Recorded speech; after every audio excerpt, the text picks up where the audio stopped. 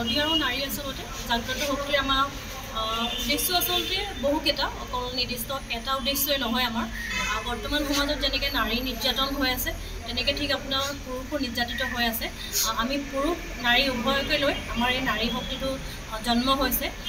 আমি অকল এই যে আমি নিৰ্যাতিতসকলৰ হৈ কাম কৰিম তেনেকুৱা বুলিও নহয়, আমি প্ৰত্যেকগৰাকী মহিলা কেনেকৈ স্বাৱলম্বী হ'ব পাৰোঁ তাক লৈ আচলতে আমি আমাৰ কৰ্মখিনি কৰিবলৈ আগবাঢ়িছোঁ। আমাৰ তেনে এটা চালুকীয়া সংগঠনৰ আমাৰ জন্ম হৈছে। সেই সংগঠনটোক আমি সাৰ পানী যোগান ধৰি কেনেকৈ লহপহকৈ বঢ়াই আনিব পাৰোঁ তেনেকৈ আমি মহিলাসকল আচলতে একগোট হৈছোঁ। আজি বহুকেইখন জিলাত আমাৰ এই নাৰী সংগঠনৰ কমিটিবোৰ গঠন হৈ আছে এতিয়া বৰ্তমানে। আৰু আমি মহিলাসকল আচলতে কোনটো দিশৰ পৰা কেনেধৰণে আচলতে আগবাঢ়িব পাৰোঁ, আমি ব্যৱসায়িক ক্ষেত্ৰতে হওক, আমি আন কিছু ক্ষেত্ৰত কেনেকৈ আমি আগবাঢ়িব পাৰোঁ তাক লৈ আচলতে আমাৰ এই সংগঠনটোৰ জন্ম হৈছে। বৈকুণ্ঠ প্ৰিন্স ডাঙৰীয়াৰ নেতৃত্বত আমাৰ এই সংগঠনটোৰ জন্ম হৈছে। আপুনি ব্যৱসায় কৰিবলৈ অনুপ্ৰেৰণা ক'ৰ পৰা পালে? হয়, আচলতে মই ব্যৱসায় কৰিবলৈ অনুপ্ৰেৰণা আচলতে এনেকুৱা নহয় কোনোবাই কাৰোবাক আচলতে অনুপ্ৰেৰণা যোগাব তেনেকুৱা বুলিবলৈ কোনো কথা নাই। আচলতে মোৰ মনত প্ৰত্যেক দিনাখনেই ন তথ্য আচলতে মোৰ মনলৈ আহি থাকে। মই আপোনাৰ 2017 চনৰ পৰা ব্যৱসায়ৰ লগত জড়িত হৈ আছোঁ। মই এতিয়া নেকি এগৰাকী ভাৰতীয় জীৱন বীমা নিগমৰ অভিকৰ্তা। তাৰ পাছতে মই ভাবিলোঁ যে মানুহৰ খুব বেছি মধুমেহ ৰোগীবোৰ আছে আমাৰ যোৰহাটতেই নহয়, প্ৰত্যেকখন ডিষ্ট্ৰিক্টতে আচলতে ৰাজ্যখনতে আমাৰ ডায়েবেটিছ ৰোগীসকল আছে। মই সেইসকলক যেতিয়া গম পালোঁ যে মোৰ শাহুমাই কৈছিলে যে ডায়েবেটিছ ৰোগীয়ে উশাহ চাউল খালে ভাল বুলি, আৰু সেই সূত্ৰে মই প্ৰথম অৱস্থাত আচলতে দুকেৰাহী বুলিয়ে কৈছোঁ, আৰু দুকেৰাহী ধান বহাই মই 25 কেজি চাউলেৰে মোৰ ব্যৱসায়টো আৰম্ভ কৰিছিলোঁ। আৰু সেই অনুপাতে মোৰ এতিয়া মাটিশালৰ গামোচাও আছে, লগতে আপোনাৰ মই মোৰ এখন কুকুৰা ফাৰ্মো আছে। মোৰ প্ৰায় 200ৰো অধিক কুকুৰা আছে তাত এতিয়া। আৰু বৰ্তমান মই এতিয়া নতুনকৈ এটা ব্যৱসায় আৰম্ভ কৰিছোঁ, সেইটো পলু, যিটো আমাৰ আচলতে অসমীয়া সমাজত একদম লুপ্তপ্ৰায় অৱস্থা হৈছে। মই এইকাৰণে কৰিছোঁ, আমাৰ তাত ঢেকীয়াখোৱা অঞ্চলত, মই যোৰহাটৰ ঢেকীয়াখোৱাৰ হয়, ঢেকীয়াখোৱা অঞ্চলত আচলতে কি হৈছে, বান্দৰৰ আচলতে প্ৰকোপটো বেছি হৈছে। আৰু মই ভাবিছোঁ বান্দৰৰ কাৰণে যিবা নেকি আমি পাচলি খেতি কৰিব নোৱাৰা হৈছোঁ, সেইকাৰণে মই ভাবিছোঁ এৰী গছ আৰু কেঁচেৰুৱা সেই বস্তুবোৰ আচলতে ৰুই লৈ মই নিজে সেই ব্যৱসায়টো মই আৰম্ভ কৰিছোঁ। আচলতে মোৰ আদৰ্শৰে বুলি নহয়, আচলতে মোৰ দৰে আৰু যাতে 10গৰাকী মহিলা ওলাই আহক, মই আচলতে সেই বুলিহে এই কামখিনি কৰিছোঁ। মই আচলতে কি হৈছে, মই পইচা ভোগ কৰা নাই, মই বৰ্তমান পইচা ভোগ কৰিব পৰা অৱস্থা হোৱাগৈ নাই, মই কৰ্ম ভোগ কৰিছোঁ। আচলতে মই প্ৰত্যেক দিনাখনেই কেনেকৈ কিবা এটা নতুন এটা ব্যৱসায় মই আৰম্ভ কৰিব পাৰোঁ। আচলতে কি হয় জানেনে, মোক মানুহে কয় যে তই আৰু কি নকৰ, আৰু মই তেতিয়া মানে এটা কথা চিন্তা কৰোঁ যে মই আৰু কি কৰিব পাৰিম, মই সেই কথাটো লৈহে চিন্তা কৰোঁ। আচলতে মোৰ মানুহজনো এজন চৰকাৰী চাকৰিয়াল, তেখেতৰো যথেষ্টখিনি মোৰ সঁহাৰি, তেখেতেও মোক যথেষ্টখিনি সঁহাৰি জনায়।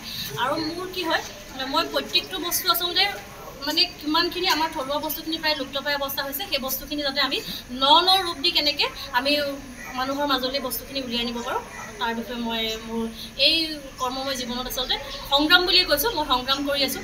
আৰু মই আমাৰ বাইদেউসকলকো মই মোৰ কাটৰ অনুৰোধ জনাইছোঁ, তেওঁলোক যাতে মানে মোৰ দৰে কৰ্মমুখী হয় আৰু তেওঁ আৰু আজি আমি দুলীয়াজানৰ সৌজন্য নদী আৰু নাৰী জাগ্ৰত শক্তি অসম কমিটি গঠন কৰা হৈছে। আমাৰ উদ্দেশ্য হৈছে যিসকল নাৰী নিৰ্যাতিত হৈ আছে, যিসকল পুৰুষ নিৰ্যাতিত হৈ আছে, সেই নাৰী আৰু পুৰুষসকলক সহায় কৰিবৰ কাৰণে আমি আগবাঢ়ি আহিছোঁ। আৰু কিছুমান নহয়, প্ৰায় ল'ৰা ছোৱালীয়ে মানে ড্ৰাগছমুখী হয়, ভুক্তভোগী হৈ ঘৰৰ মাক দেউতাকৰ কথা নুশুনি ঘৰত হাই কাজিয়া কৰে। তেওঁলোক মাক দেউতাকবোৰ বহুত মানে নিৰ্যাতিত হৈ আছে সন্তানৰ কাৰণে। সেই সহায় কৰিবৰ কাৰণে আমি আগবাঢ়ি আহিছোঁ। আমাৰ আজি এই নদী নাৰী জাগ্ৰত শক্তি জন্মদাতা হৈছে বৈকুণ্ঠ প্ৰিন্স পাঠক। তেখেতলৈ আমাক এই পথটো দেখুৱাই নিয়াৰ বাবে বহুত ধন্যবাদ জনাইছোঁ। তেখেতক আমি বহুত সন্মান সহকাৰে জনাওঁ যে ভাল লাগিছে, আমি আগবাঢ়ি আহিছোঁ, এনেকৈ আমি আগবাঢ়ি যাম। সকলো নাৰী নিৰ্যাতিতক আমি সহায় কৰিম বুলি আগবাঢ়ি আহিছোঁ। যিমান পাৰোঁ কৰিয়ে যাম। আজি আমাৰ 25 মে'ত জন্ম হোৱা আজি সংগঠনটো আজি 3 মাহ হৈছে আৰু, কিন্তু তথাপিতো আমাৰ বহুত জিলা গঠন হ'ল। আৰু আঞ্চলিকো গঠন হ'ল আজি যিহেতু আমি দুলীয়াজান আঞ্চলিক গঠন কৰি আহিছোঁ সেয়াই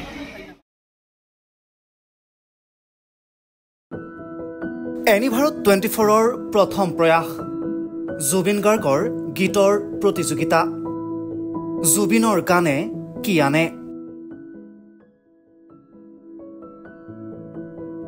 অডিশ্যনৰ বাবে যোগাযোগ কৰক 8638661821 আৰু 8812831556 নম্বৰত এনি ভাৰত 24 উদ্যোগত এটা নতুন সংগীতৰ প্ৰতিযোগিতা আয়োজন কৰা হৈছে য'ত মোৰ গানৰ প্ৰতিযোগিতা হ'ব আপোনালোকে তাত প্ৰতিযোগী হিচাপে আহিবলৈ পাৰিব আৰু মোৰ ফালৰ পৰা আন্তৰিক শুভকামনা জনাইছোঁ আৰু অনুষ্ঠানটোৰ নাম হৈছে গানে কি আনে সকলোকে মৰম জনাইছোঁ সকলোৱে আহক ইয়াত অংশগ্ৰহণ কৰক thank you very much love you